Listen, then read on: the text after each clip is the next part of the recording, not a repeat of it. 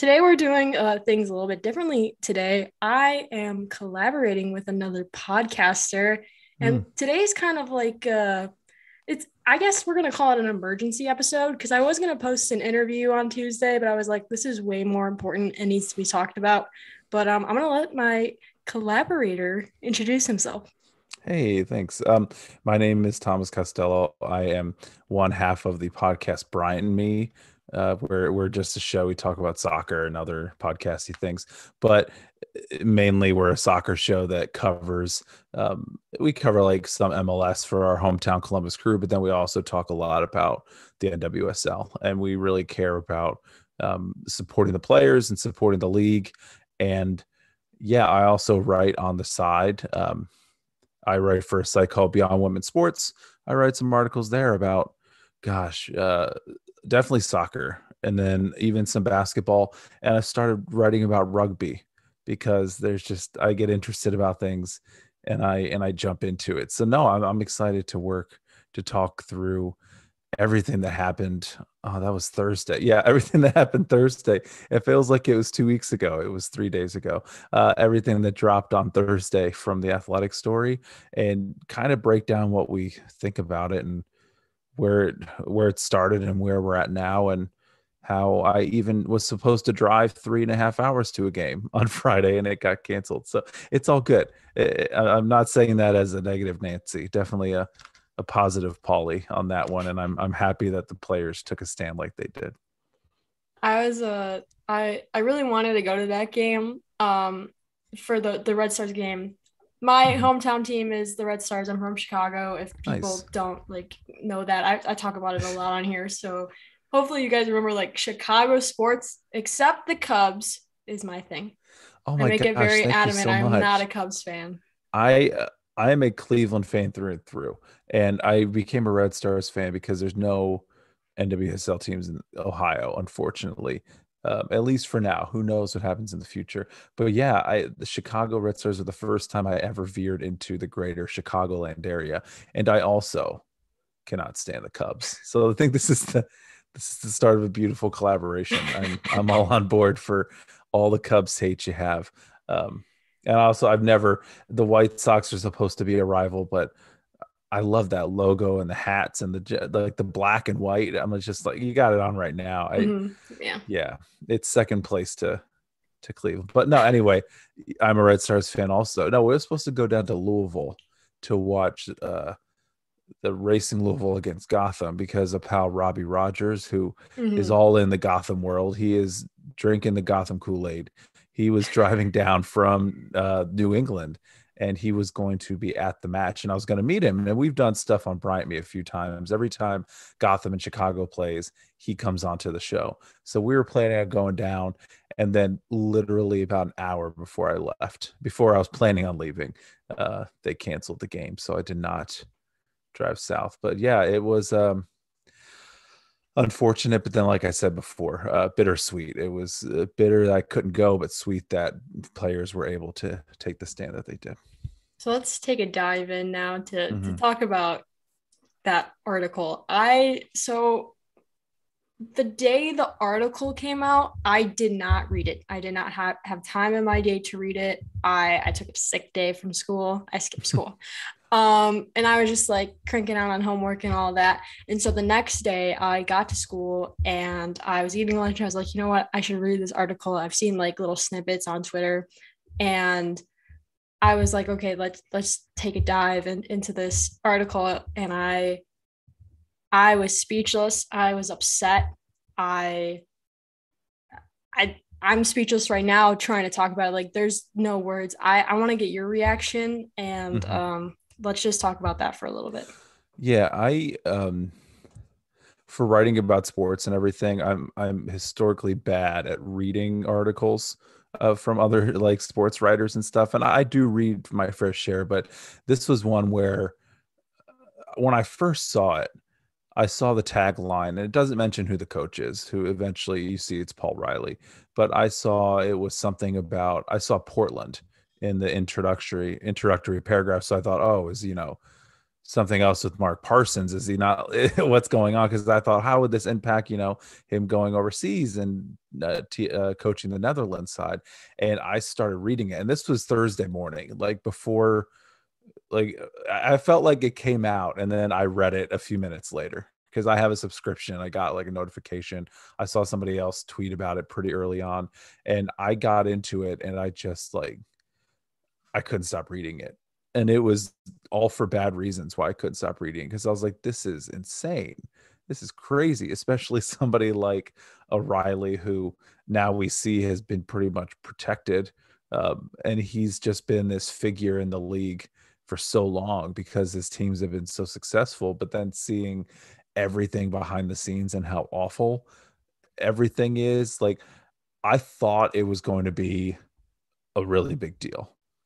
And then it was even bigger than I imagined it would be in terms of the response. And it got like to a level that was just, in my mind, hindsight, it's warranted. It's not like there was no overreaction when it came to this article. But even my own brain reading it and how awful it was, I couldn't fathom where it was going to go and how it got to within 24 hours of the post being, or before, with the article being submitted and out there, they're canceling all their matches. And then you see, spoiler alert, the commissioner gets fired, or as the league says, she resigns. Yeah, which I'm very confused about. Conflicting.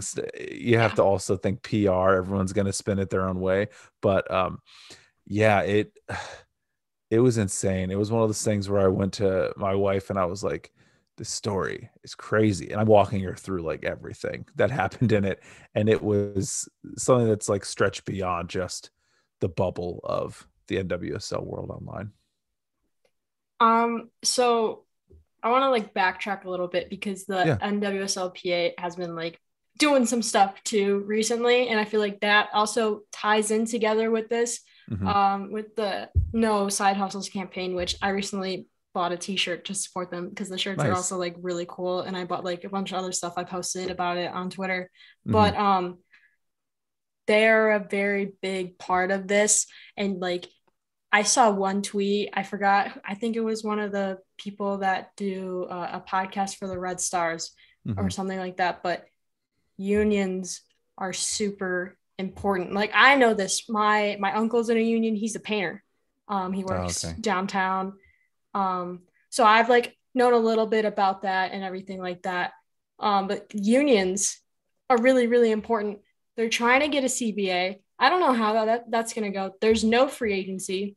It The league is pretty wild in Mm-hmm. itself, and this is like a snowball effect kind of where it just keeps getting bigger and bigger, and everyone's watching like, what in the world is going on? Yeah, yeah, Claire Watkins Yeah. from Southside Trap, who I actually met. I covered one Red Stars match this year. Actually, oddly enough, was when they played Louisville and they got beat pretty bad. But yeah, the union part. I have my family is all from the Cleveland area, and they're union. A lot of union ties on both sides of my family, whether it's the independent unions like your plumbers, or even just building cars. So if you've ever listened to Brian and me, if you happen to be hopping over from, listen to our show and us talking about it, we're very supportive of something like this, where no side hustle, seeing how much they get paid. And then the argument is, well, they also get their room and board taken care of. And the reason they have to is because they get paid so little.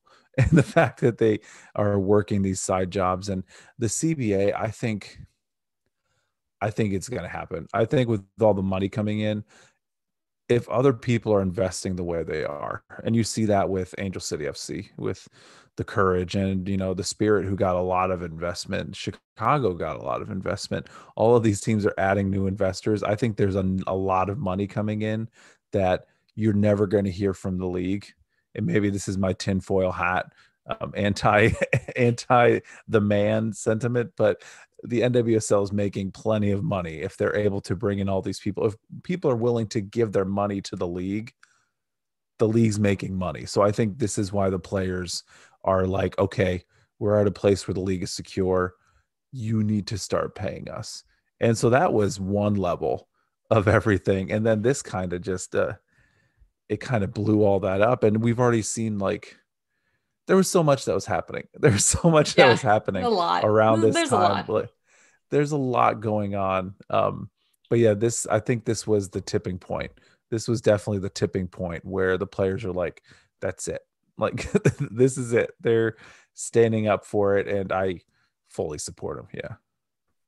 I want to talk about player responses. And I feel like one of the most important player responses is Alex Morgan's, which, Mm. as someone that is, I guess, new to this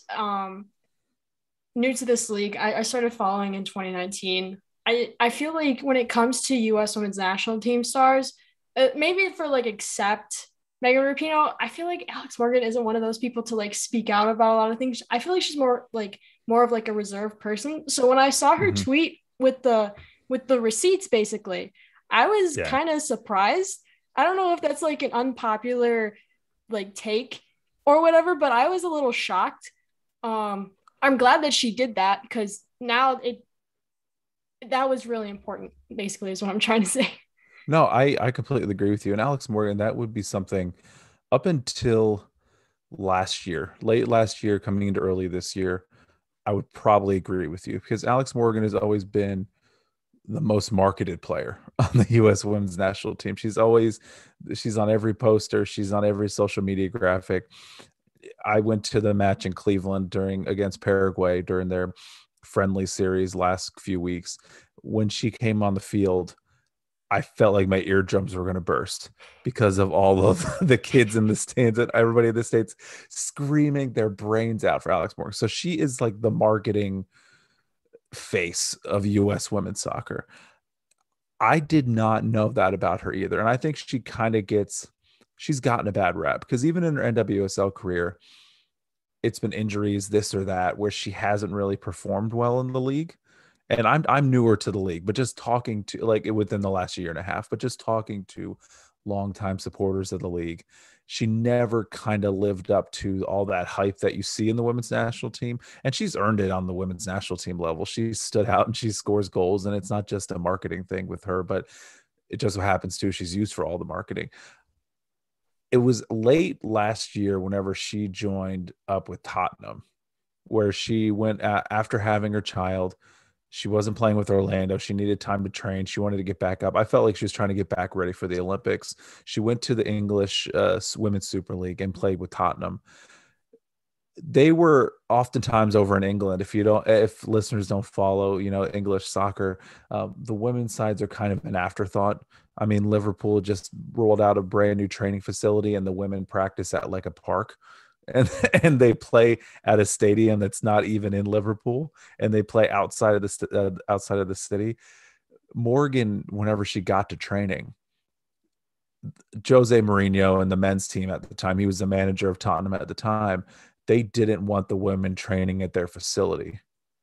And Alex Morgan went to the leaders of Tottenham because they didn't want the women's training there. And she said, if the women's team doesn't train at this facility, I'm walking. And she was like, if you don't let us train here either, I think it was she was walking, or she's just gonna let everybody know, yeah, they don't want the women to train here. And she went like on her own. She didn't have any, like, I think at the time she might have had a couple teammates from Orlando. I think Alana Kennedy was at Tottenham with her at the time, and Zadorsky was also over there. Um, but she kind of stuck her neck out and said, "I'm the new person here, but also I'm Alex Morgan, and you need to listen up to what's going on." And then in this article, you talk about the receipts on here. I thought she dragged Baird. Like, she's like, oh, you're shocked at what happened, here's what happened, here's the email receipts. And I was like, dang, that is insane. But then to hear that she was the reason they have an anti-harassment policy, or she was one of the players who was like, no, the NWSL players need an anti-harassment policy, they need something protecting them. I think it's kind of taken her away from, oh, she's just the media person that people like. And this year, I mean, in Orlando, she's had a great season. I mean, she's played probably her best NWSL year in her career. But then adding this now to the background, it just kind of adds a level to her. Gosh, it doesn't quite put her at Megan Rapinoe levels of outspokenness, but it definitely puts her in the conversation of, oh, she's not just here to smile for pictures. I did not know that story about Tottenham. I Yeah. had no clue. Um, I just the fact that she was one of the reasons that there's an anti-harassment policy like changes my whole um like what I think of Alex Morgan, because I know she's the big superstar, the one that was sipping Yeah. tea in the World Cup, and now she's this like she was an advocate this whole time. Like Yeah. we totally misjudged her. Yeah. I have a totally new perspective of her, and I really appreciate what she's done. Number one, for her teammates, Yeah. and number two, the league. Oh, And when I saw her name in the article, I was legit like, is that Alex Morgan? When yeah, they I was mentioned confused Morgan, too. I was like, what I is went she back and doing in I this? reread a paragraph. I was like, wait, that's that Alex Morgan, right? And it kind of just like blew my mind. Yeah. Yeah, I was very confused. I'm like, what is she doing in this article? Like, Hey. what is this? But no, Uh, like I appreciate Alex Morgan on a whole new level now. yeah. Um, and a lot of the other players that were talking about this too. And with people talking, turns to coverage, Mm-hmm. and coverage on the national level. Unfortunately, I feel like I should be saying, because when shit happens, ABC, CBS, Mm-hmm. ESPN, they're all going to talk about it. But Yeah. when someone wins the championship, you hear crickets. Yeah, that's the sad. You have if you're not in like the NFL or the NBA, you're not going to get into ESPN. You're not going to get into regular coverage of ESPN. It sucks, um, but also I think it gives the players a really good platform. And even with these collective bargaining negotiations, you mentioned a few minutes ago about how kind of hesitant on if it's going to work. I think it's going to work, and I think having something like this showing the power they have. I mean, the commissioner's gone because of things that she did, which we'll probably get to that I'm sure in time. But yeah, I think they have all sorts of momentum, and no press is bad press. I think if you see people standing up, like I wrote an article about the cancellation of the games, and somebody commented on it.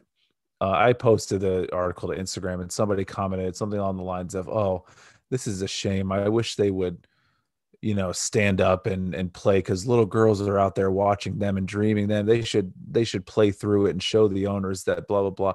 And I replied to them like, no, this is standing up.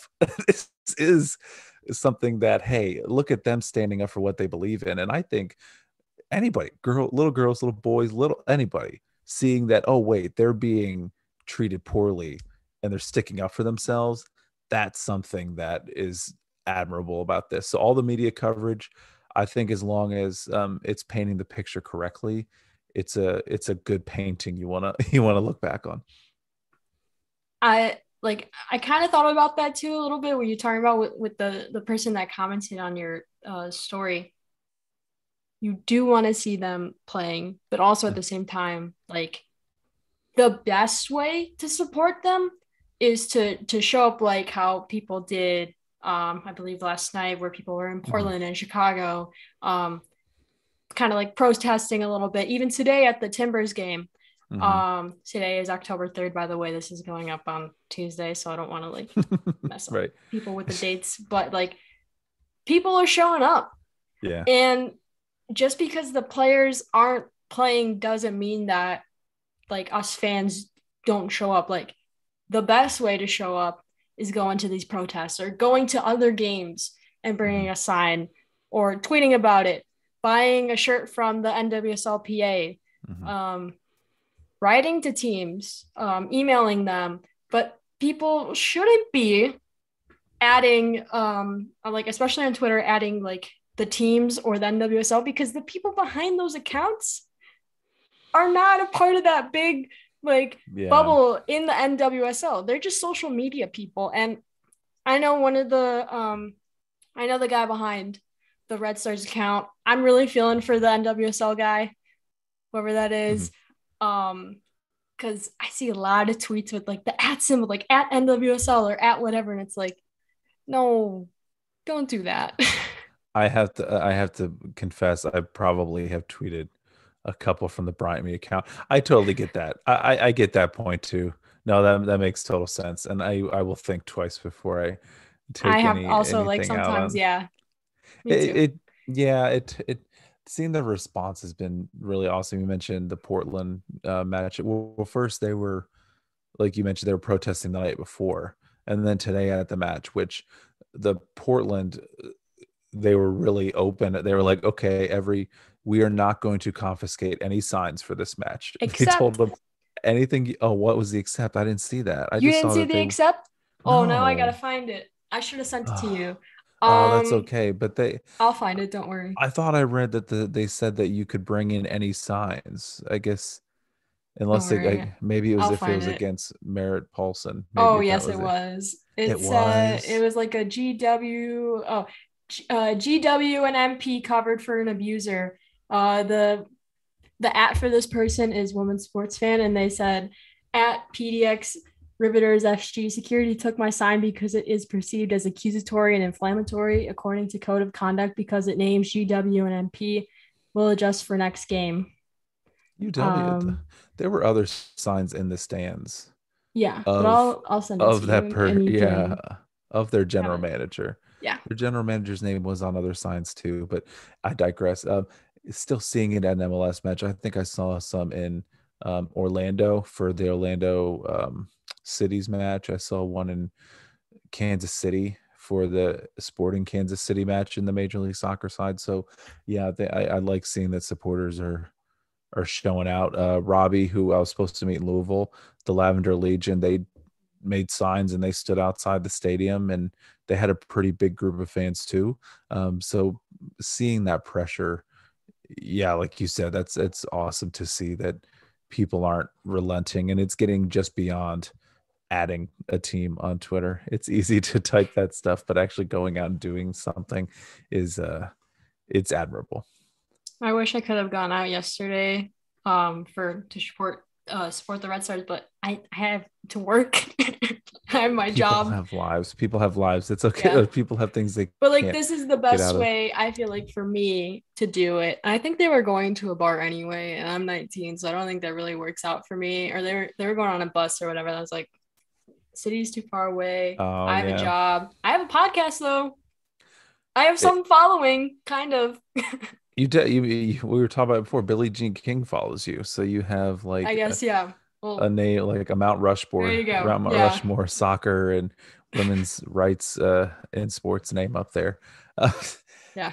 yeah, it seeing their response, seeing the players too, like you mentioned, Alex Morgan, I think she was a big part in the momentum moving on it, but Megan Rapinoe chimed in with her really poignant kind of "you were not protecting the right people" comment. Becky Sauerbrunn had 280 characters weren't enough. She's like, hey, here's everything I want to write, with the biggest line is, get your shit together, is which is what her line was Yeah. in the store. So there were um everything I saw was pretty much in line. Everything I saw was pretty much in line with that. There was a pretty much as much of a unified front that I've probably seen in some sort of sports initiative online, if you just want to call it an initiative, but it's some sort of momentum. It was all seemingly positive. I saw a couple wackos out there. One person saying it was the women's national team's fault that the players were abused because they are paid outside of the NWSL. And it was really such a reach. It was really such a, like, somebody has, every once in a while, people will come out, not every once in a while, all the time. People will attach their own stuff to what they're talking about. They'll attach their own inside anger of things um, to a situation like this, and it's just probably somebody who has a thing against the U.S. Women's National Team. But yeah, we already talked about it. They were instrumental in getting this harassment policy put together, and yeah, I don't know, I don't know.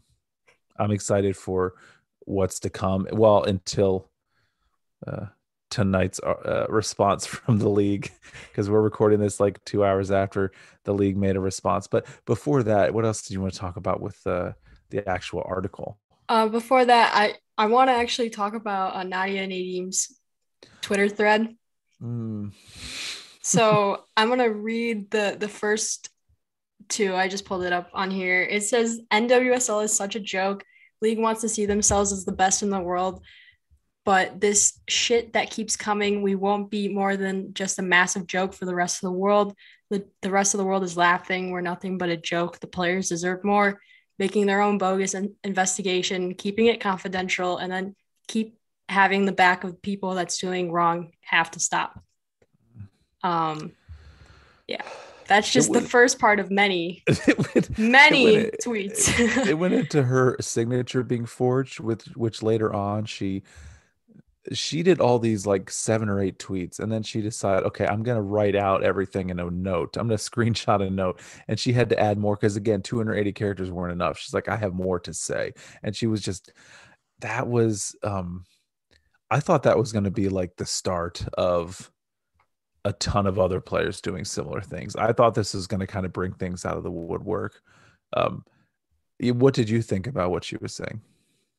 The fact that she just kept adding more and more, I thought she was done. And then she just like, I saw the first couple and I was like, okay. And then I'd come back to Twitter and be like, oh, wait, there's more. There'll be like 4 more tweets and be like, oh, there's another. I feel like maybe she should just like have like a Word document or a Google Doc and just insert the link there for everyone to see. No, I'm kidding. But I thought that, well, especially for her being an international player. And I like how people are having different perspectives. Like there's a perspective of someone that's playing in the NWSL that is not a U.S. women's national team player. Someone that's coming from overseas, and then someone that is a U.S. women's national team player. So there's like a whole lot of perspectives that you can have. I thought this was a very interesting take. She talked about her surgery, how she decided to not have it in the U.S. because of all these different things with the league. I like this thread. I think it's a good thread. Mm-hmm. And I really liked everyone else's responses, like Nikki Stanton, who plays for the Red Stars. I liked her response. And I like how some players, they didn't just stop with like one tweet. Mm-hmm. They tweeted the next day, or maybe there was something like a few days later where they're like, we still need to talk about this. And my favorite thing about like all this NWSL madness mm-hmm. that is happening right now is that we still don't know what happened with Gotham's former GM. So that it all goes back to that. Like we're all like trying to focus on this, but we got to sit back and think, wait, there's so much more to this. And it all comes back to one thing, which is the anti-harassment policy that does not protect the players. It's not even listed anywhere that it protects players or anyone like that. So it's just like, it's so effed up. I completely agree. The Nadia Nadim part was, yeah, like you said, it was huge. I mean, even calling out Christy Holly, like she did with a kind of like her supportive coach, at least now, or she had some sort of like in parentheses whenever she said she was as much as she was railing against the league, she was saying Louisville's really been really supportive, leadership, even the coach for now, or something like that, because she was alluding to Holly being part of this visa. This is history with Christy Holly, but he had prior issues with like forged visas and stuff like that to get players to play, which is maybe one of many reasons why he got fired from Racing Louisville. I've talked about this on Brian Me a little bit. I think that the firing of even Elise Lehue, again, we don't know for sure what happened. I mean, I've heard things, but I don't know anything that's for certain. Her being fired, Richie Burke being fired, Chrissy Holly being fired, and now at this point, Paul Riley being fired. The last one was not because of the anti-harassment policy. That was because of Meg Linehan's reporting. But the ones prior to, getting rid of either Holly or Burke or Lehue, whatever may have happened there. It all stemmed from, okay, we finally do have some sort of policy in place. We do have something where these people will now be held accountable. And but there's so many different onion layers to all of them, especially Burke. Burke was really bad. And now we're seeing OL Reign, and they're starting to have a really bad time, because right after the Nadia Nadim thing, Washington Post uh, releases an article that's talking about, oh yeah, Fareed Ben-Sidi, whenever he resigned from his job, it was actually because there was an active investigation from him and they let him resign. Oh yeah, and also we knew this prior to him coming into the league, that he had other allegations against him before coming into the NWSL, and they still hired him. They still allowed him into the league. And I'm ruining a perfect segue into what they talked about tonight and what they released tonight on October 3rd. But before I do, a lot of players that came out and spoke, like your Morgans or your Rapinos or your Nadia Nadims or your Becky Sauerbruns, these players that they don't owe the NWSL anything. They don't really, like, they're there. Like Nadia Nadim's an international, like you said. She played for PSG. She's played internationally. She's not relying, I think, on the NWSL for her being able to play. There's so many players out there that are near the minimum of the league, getting paid what, 24,000 league minimum or something like that. There are a lot of players who don't make a lot of money, who are not on a national team, that probably didn't say something for many reasons. One, they don't want to lose their job because the league is not fixed. It's not like this article came out and now everything's great and everybody's happy. We're going to fix everything. And then also maybe there are players out there who are like, maybe if things change, I can report something, or I can say something, or maybe this motivates other players to say stuff.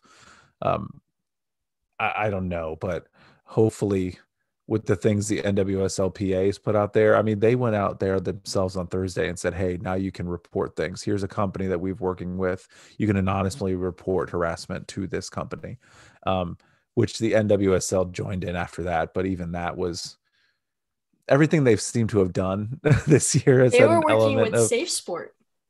yeah, which Yeah, is I've bad. heard, yeah, not great things about. This is similar to the Rise Initiative, where you Hmm. bring in a company for social justice, but the owner of the company, the founder, is not about social justice whatsoever. He just has to bankroll it. Um, Everything the NWSL has been doing is, at first on paper, it looks really good, and the PR media release looks really good. But then, do you want to talk about what they did, or what's happening now? So I pulled up the tweet. I pulled up Meg's tweet from, what was it? It was posted at 4:33. Fun.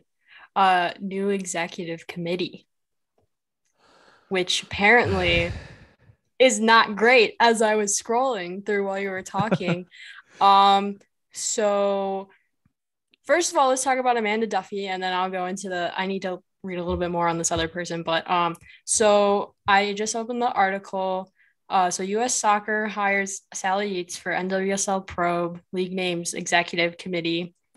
And Yates is best known for her tenure as Deputy Attorney General for the United States under President Barack Obama, and then had a short stint under the annoying orange, as I'll call him. So she has full reign over the whole thing, but I don't think that's the problem here. I think the big problem here is who's in the brand new committee. So in the committee, we have Orlando Pride Executive Vice President Amanda Duffy, who is the former president of the NWSL. We have Kansas City co-owner Angie Long and OL Reigns, NWSL board representative Sophie. I don't know how to pronounce her last name, so I'm just not. Segui. It's French. It's French. It's French.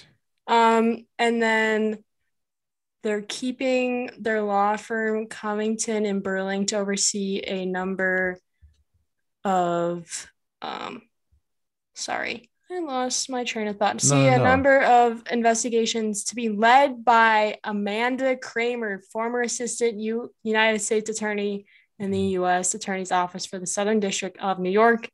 I'm going to dive into Kramer a little bit more because I just saw another article about her. But let's talk about the new committee. Yeah, the new committee, Amanda Duffy, you had shared a tweet with me offline where it was Amanda Duffy was running the league when Christy Holly got hired, when Richie Burke got hired, when all of these now, not very good folks were hired into the league. Um, you can even, yeah, whenever she was in the league too, I think, well, she joined in 2017, so that was before, that was Paul Riley was hired before that. But there are people that she was overseeing and allowing to get into positions.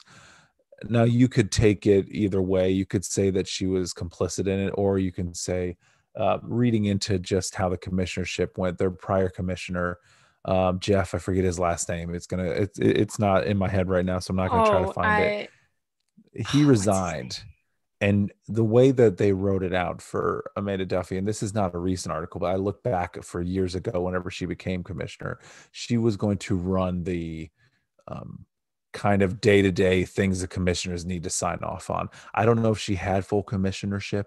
I don't know if she had full power there, but she was the de facto commissioner, right, until Lisa Baird came in. Yeah, she once 2020 hit and they announced Lisa Baird, they brought her in as a commissioner.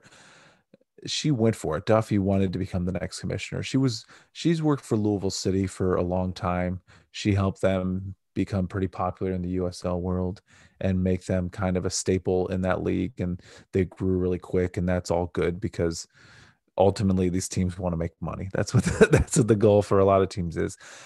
But whenever it came down to it in 2020, after she'd been in the league for 3 years, there weren't enough people supporting her to become the commissioner.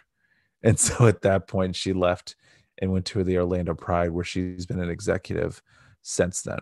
Um, so with her, there are a lot of question marks around it. Angie Long, Kansas City NWSL, I don't have any issues with her looking into her history and the way that all those people have worked in Kansas City NWSL. I think she brings a lot of experience for the league, and it seems like somebody who cares about the league a lot. And maybe that was something they were going for, someone who cares about the league. But the Sophie Sauvage, I'm gonna say Sophie Sauvage, Sophie Sauvage with Little Rain. This one bugs me the most. I would say this one bugs me the most, just because I talked about a minute ago with Free Ben Steedy. He's had past allegations before. Why were you on the board representing OL Reign? Why were you, if you had a say in it, why were you approving him to get hired into the NWSL when you knew that he had these issues before? Why are you giving him another chance in a league across the world? Because I think she actually lives in France. I think she might be French or live in France. At least her LinkedIn says she's in Lyon. Maybe that's changed. I didn't look up her, I didn't do a background check, but and then letting him resign. And I'm sure there are other people. I'm not saying she's the only person who has all the pull and she's saying everything that goes in that team, but hiring somebody who has past history and then they resign in July, and then we find out in October that, oh, he was actually under harassment investigation again. Like, why? And then also all of these three are middle-aged white women. So in a league that lacks diversity, and it's been talked about so much, why are you, like, you're not listening? And also, last thing I'll say, I know I've said a lot about it.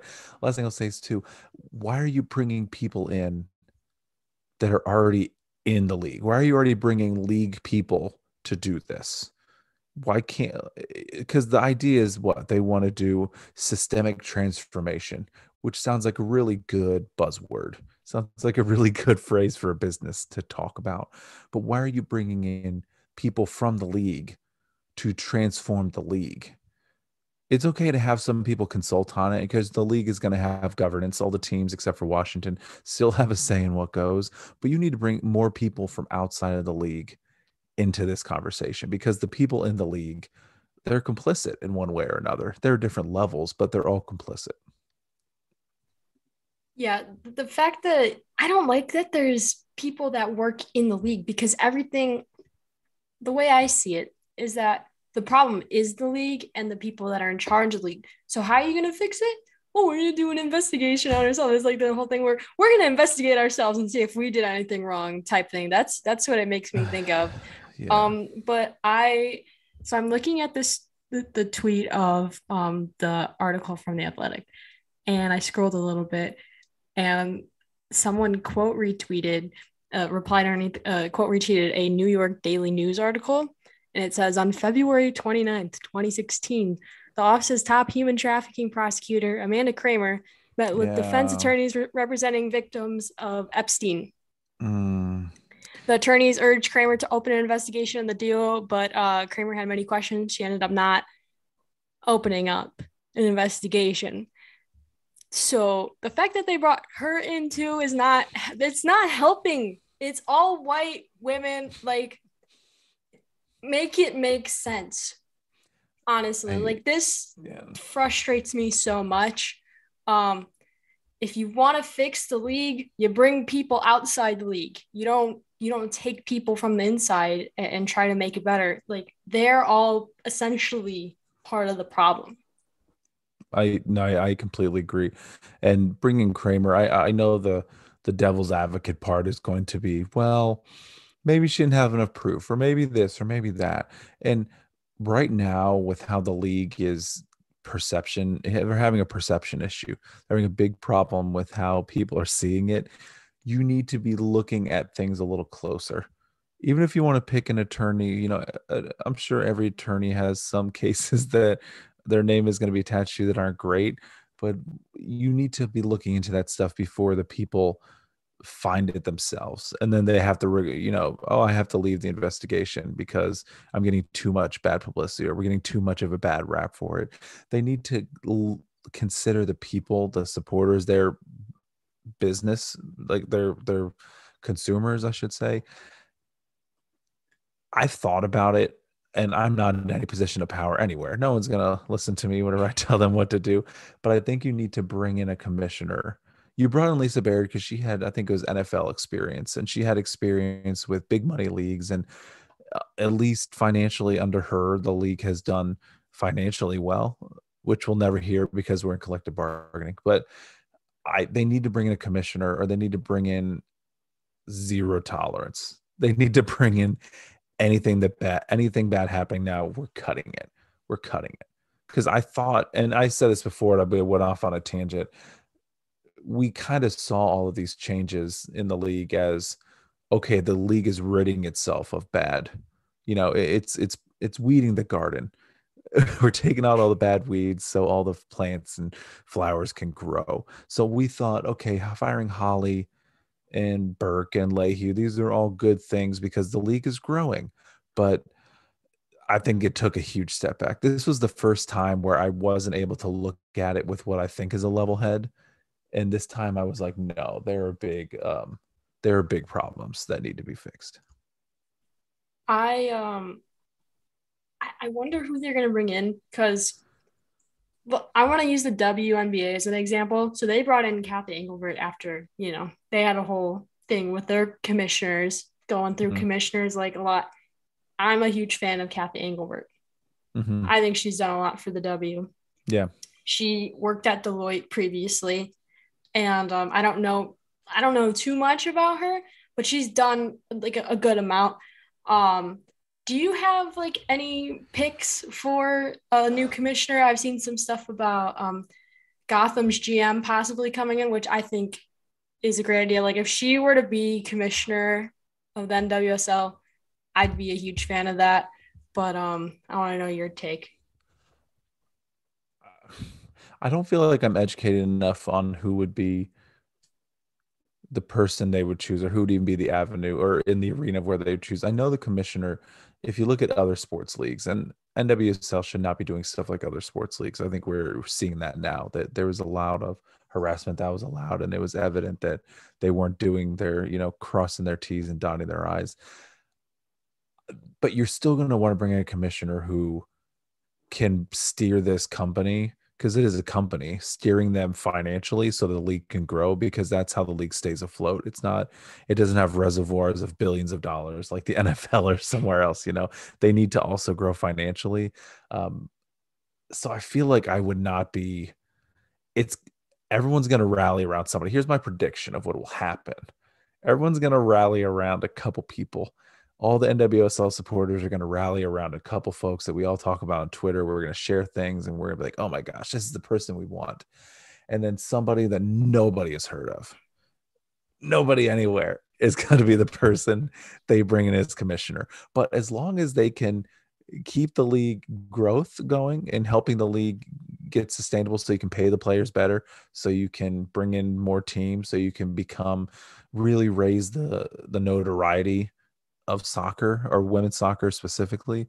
And then also somebody who is like, I'm also not taking anybody's crap whenever it comes to allegations, whenever it comes to that. Those are two boxes I think you need to check right away, and anything else nice is a bonus there. But I don't have any names that I can think of, but somebody who fits that bill I think would be really good for the league right now. It seems like such a NWSL thing to bring like some rando and that we've never heard of. That's Honestly, true. That's true. But even in the WNBA, like bringing in somebody from Deloitte, uh, unless you're a business person, unless you've worked in the NBA or WNBA, you're probably not going to know who that person is either. I feel like these commissioners always come out of the woodwork, and they're former, like lawyers, or they're former stock executives or something like that. Um, because ultimately, and this is my negative Nancy hat that I put on, is it's all business and they are trying to make money. All of them are trying to make money, but you need to bring in somebody who really actually cares about the players too. So it's going to be hard to find somebody who checks off both. I have one thing I want to ask you though, because you bring up the WNBA.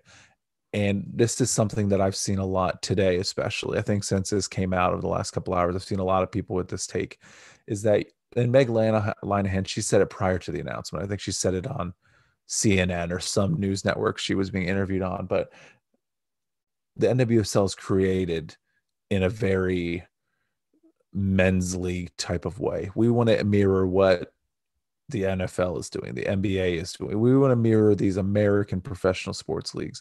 They need to mirror a different league. They need to mirror somebody like the WNBA. And I would say not the WNBA of every 25 years, because they've gone through their own, mountaintops and valleys. But over the last few years, like you mentioned, they brought in a strong commissioner. They've allowed their players to be more open, and they've allowed their players to be more vocal about what they believe in, and have teams. I mean, last year in the bubble, that was the whole motivation, right? Was to call out social justice issues in the world and give them a new light.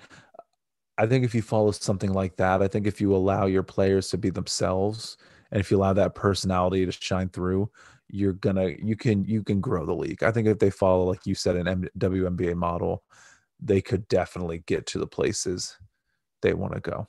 and I think I've been a huge fan of Athletes Unlimited recently. I went since the softball league was in my home state of Illinois, and I got to go out.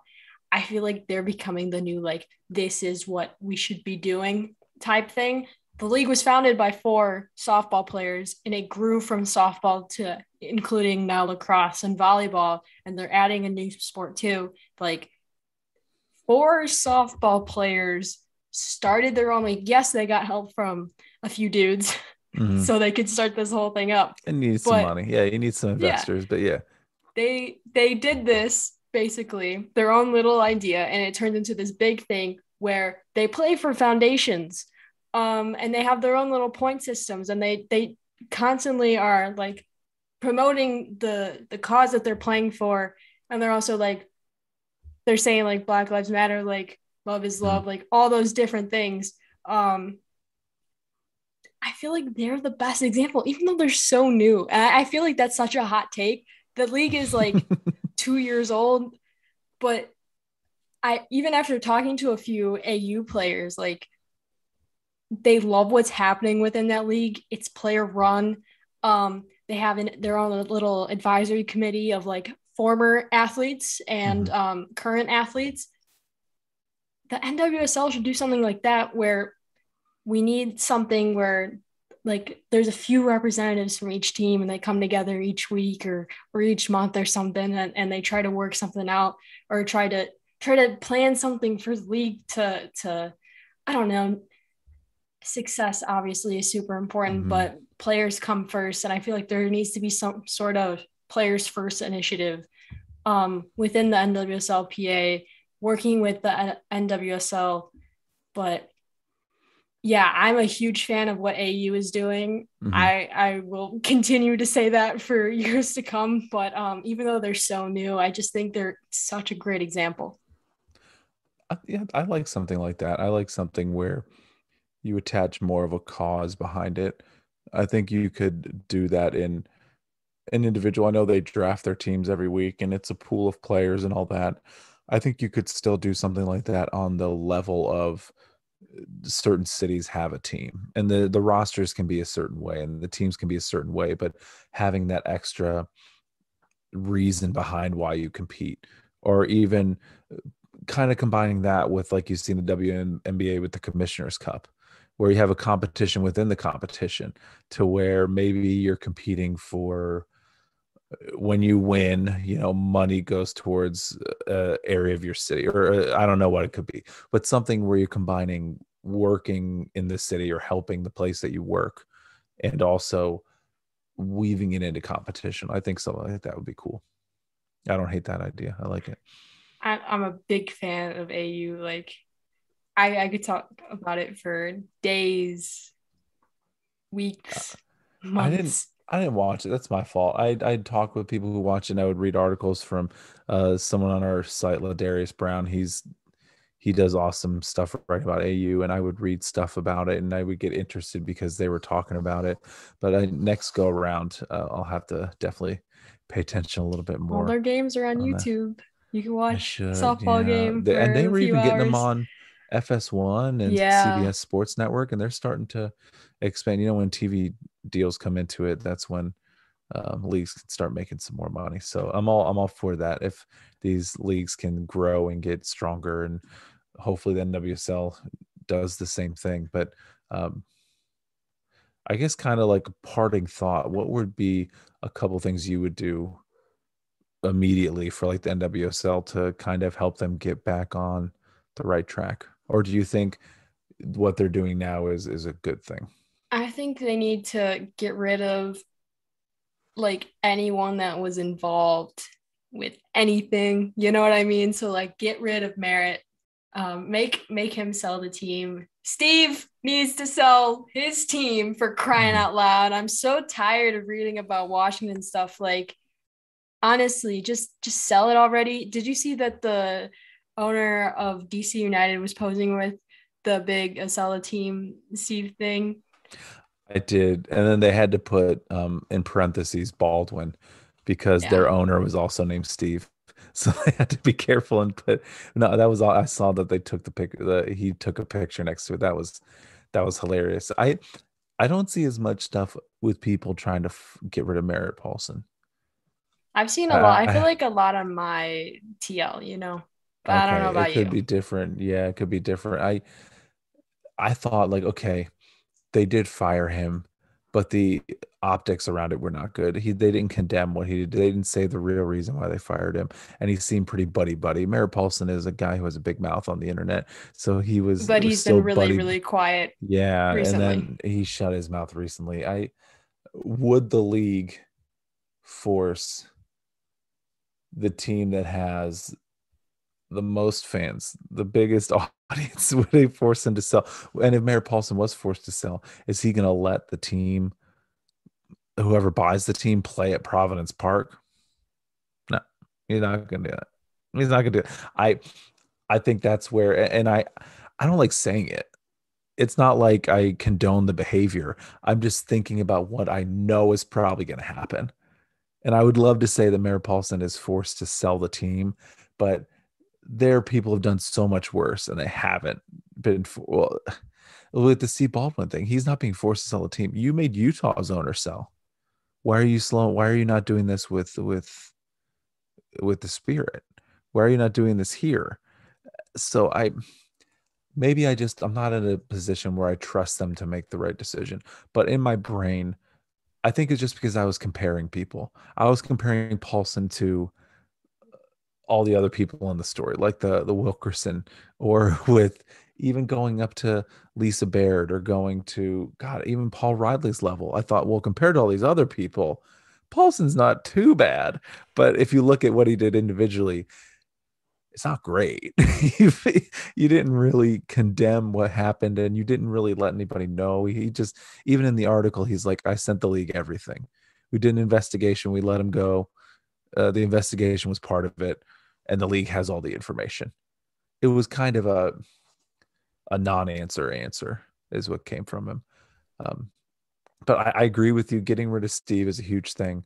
Um, I would, I think things that would help the league immediately are make it so Christy Holly, Richie Burke. Oh, I know Richie Burke has had this come down. He's not allowed to do it, and I think now I don't know if the league did that so soon before the article, trying to kind of soften the blow. They wanted to close one chapter.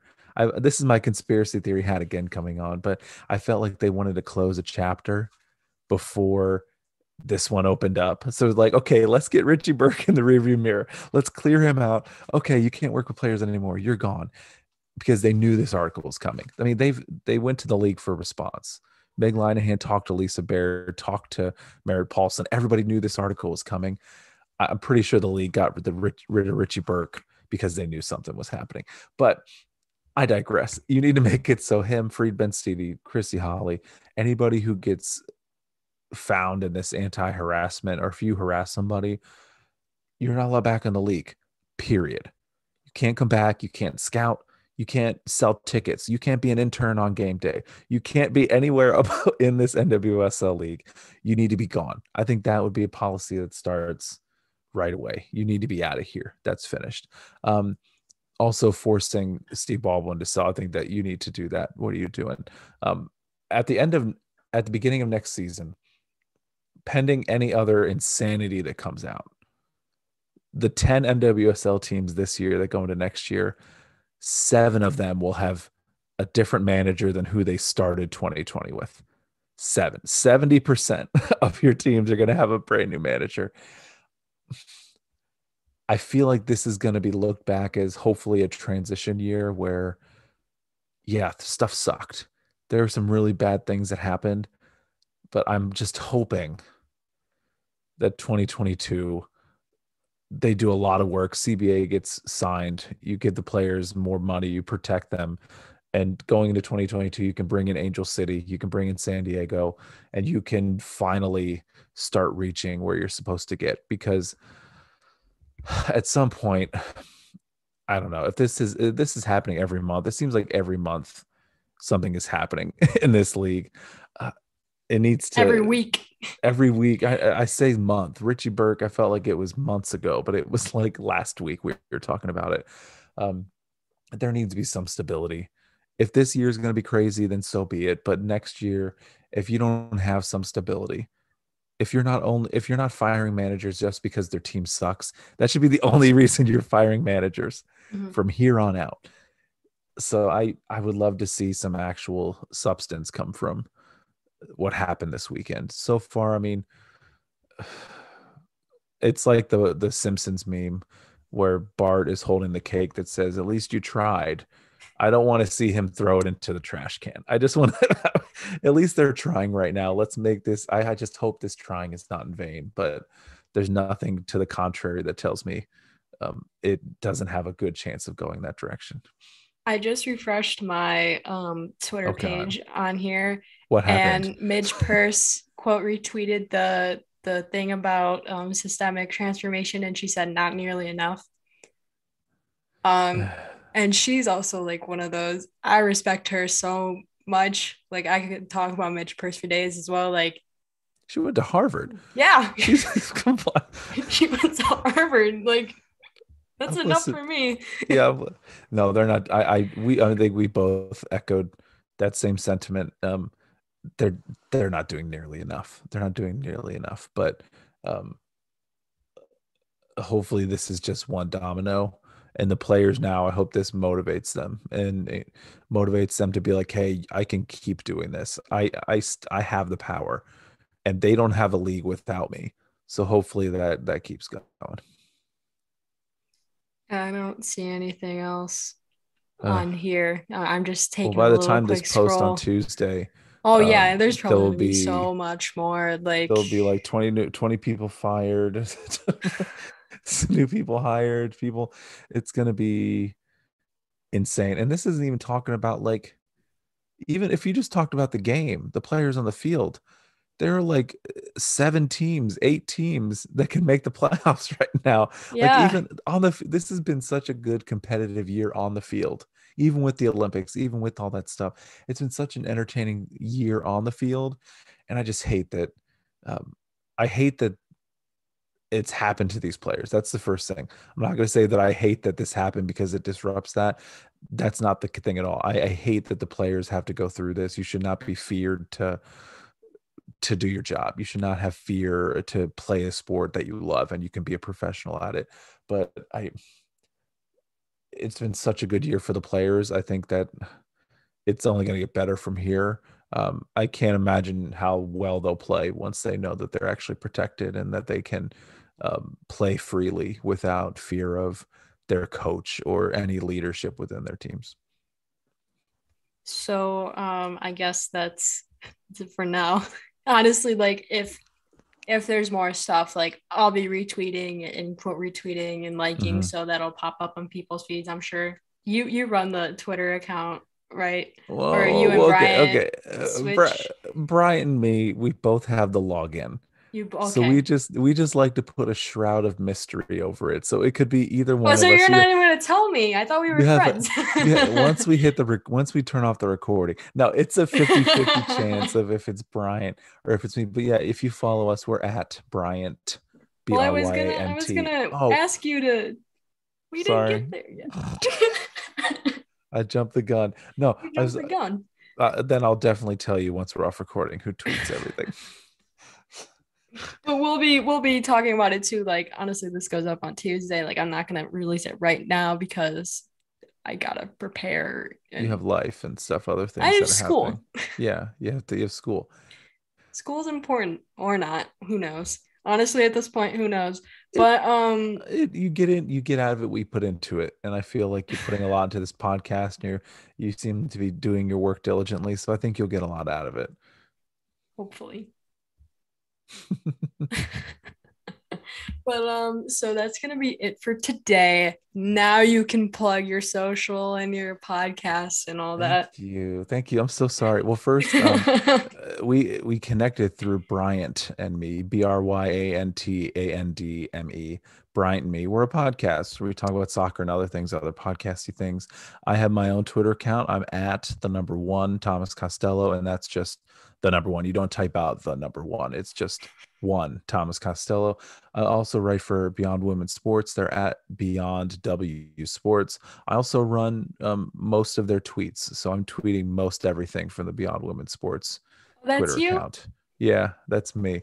That's So cool. yeah, so we're a group of folks who just write about what we love. And I write about NWSL, WNBA a little bit. This is my first full year into it. I'm an Atlanta Dream fan, and there's no drama at all in being an Atlanta Dream fan. Um, and Can't then believe also you just said that. I know, right? We could do a whole nother episode, especially stuff that just came out tonight. Oh But yeah. I also write about rugby sevens, which there's a cool rugby sevens league starting this week for women, like the first U.S. professional women's rugby Oh, you league gotta in send me history. the accounts for that so I can follow I them. will. And I have a few articles coming up. I spoke to Olympian Naya Tapper. I talked to her again about this weekend because I've done an interview with her on Brian Me, but I did a much more official.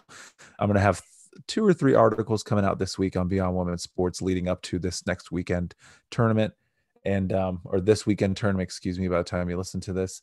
And yeah, I also talked to a new rugby player who's an assistant teacher, a special education teacher assistant, and she's coming from Kansas City to try to become, try to get noticed at the PR7s and become a pro rugby player one day. So that's really kind of awesome. I'm looking forward to sharing those stories. But yeah, I guess I'm doing a lot. I didn't even cover the other stuff. I write for MLS, but this is not the place.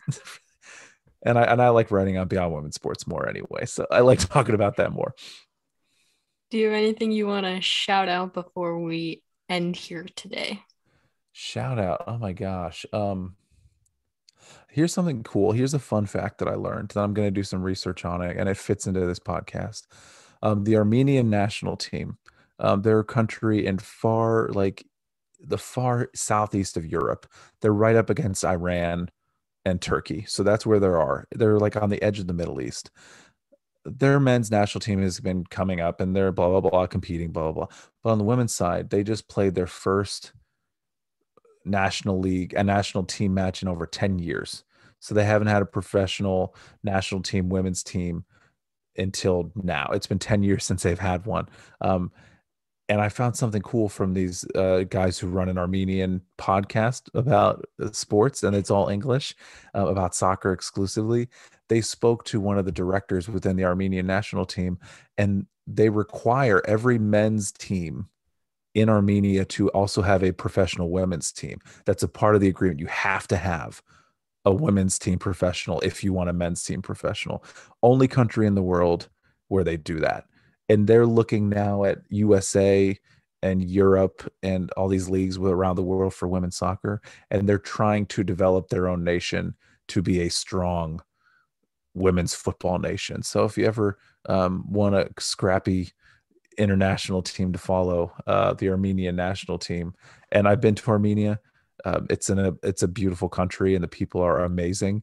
And there's so much sad history with the country that most people don't know about. But the people that come from there are just probably the most hospitable people I've ever met. So I will be rooting for them. But if you ever want to look into a really cool story, look up the Armenian women's national team. And I think you won't be disappointed. I'll have to look into that then. I didn't know they had a team or that they went through all that I just stuff. learned that yesterday. Okay. I want to write about it. I want to reach out to them and do an article. I want to know more because it just sounds really awesome. So it's time for my little spiel. Spiel away. I like to preface that it comes from my noggin. I don't write anything down. I don't like to script my shows. Like I'll have links that I'll look at, like I'll open stuff, but I don't do that. I'm not a professional. So it's gonna be really fun. I try to go as fast as I can because I'm 19 and I can do whatever I want to. Take a little deep breath. At this age, yeah, you can do whatever you want to at any point. So go for it. And you don't have to do it because I said just do whatever you want. Alrighty, so if you want to follow me on social media, guess what? You can. I'm on a lot of different places. Twitter and Facebook, it's the same username. It's WSM Podcast because you can't have Women's Sports Matter as your what is it called? Your handle, because that's too damn long. Twitter hates me, so I can't have my full name. We all hate Twitter too. It's okay. If you want to follow me on Instagram, though, you can. It is Women's Sports Matter, the best, little handle that you can have. And if you need a reason to follow me, I mean, Billie Jean King followed me today. So I guess that means like if she is following me, you might as well follow too. If you're like, oh, I don't know if they're good enough for me to follow them. If Billie Jean's following them, you can follow them. Come on. Great point, Thomas. Anyway, I think it's a good idea if you guys subscribe to this podcast, follow on Spotify, subscribe on Apple Podcasts. I'm like basically everywhere, so you might as well like give me a little rating on Apple Podcasts too. Tell me how I'm doing. Any feedback is welcome, unless you're gonna be a jerk. Then if you're gonna do that, then just tweet me at that point. Honestly, no, that might be a little better option. Well, we say you can be a jerk in the review. Just give 5 stars. You can say whatever you want about us. Just click the 5 stars and then you can insult us. That's what we say on our show. Yeah. but that's yeah. If you hate me so bad, then give me 5 stars, because that's the worst rating you can give. I get a lot of resources down in the description. Like we have a registered to vote link if you're in the US. We have a find your legislator, which is like state and national representatives if you're in the US. And also my favorite link, vaccines.gov. If you're not vaccinated yet, you should get vaccinated, because I don't know, keep people safe, keep yourself safe. Like your immune system is not that strong as you think it is. And it's being required for a lot of different places. Like my school is requiring it. So that's a thing. I think you should get vaccinated. I'm not like pushing you like, hey, you need to get vaccinated. Like, I think it's a good idea. Enter your address into enter your address into vaccines.gov. Find where the nearest vaccination site is near you. It could be a Walgreens, it could be a Rite Aid, it could be a Walmart, it could be literally anywhere. Just type in your address and find out where the closest one is to you. It's not hurt, like it doesn't hurt when you get the vaccine. Like it's super easy, doesn't take that long. So don't be an ass. Get the damn jab. Jab it up. Jab it up. I think that's gonna be it for my little spiel. I think that's what I wanted to go over. Follow all the accounts that Thomas mentioned. Obviously follow me, because like this is my show, and if you're not following me, that's a travesty. And next week, since I already recorded this interview, next week we're going to be talking to Athletes Unlimited, or I'm going to be talking to Athletes Unlimited softball player Erica Piancaselli, who is captain of Team Italy softball. And we talked about the Olympics and her being a captain in the beginning of AU season 2. Just a lot of different topics. So I'm very excited for people to hear this interview. It was such a fun time. It's like an hour long. We just had such a great conversation. So that's going to be it for me. Thank you again so much for listening to another episode of the Women's Sports Matter podcast. My name is Gianna Belcastro, and I'm your host. We'll see you next time with this awesome interview that I've done. Thank you again, Thomas, for coming on the show. Please go follow them. They do great stuff. Bam Fam. Love the Bam Fam. Oh gosh. Thank you. Yeah, we don't do great stuff, but I really appreciate it. I'm glad to be part of this as being great stuff. So your great stuff will just make our not great stuff slightly better. So I appreciate you. Thank you for collaborating. This is fun. Thank you again, guys, for listening so much. Come tweet me or whatever. Like, I don't care. I want to interact with more people that follow me on social. So please reach out, and see you guys next time. That's all, folks. Bye-bye.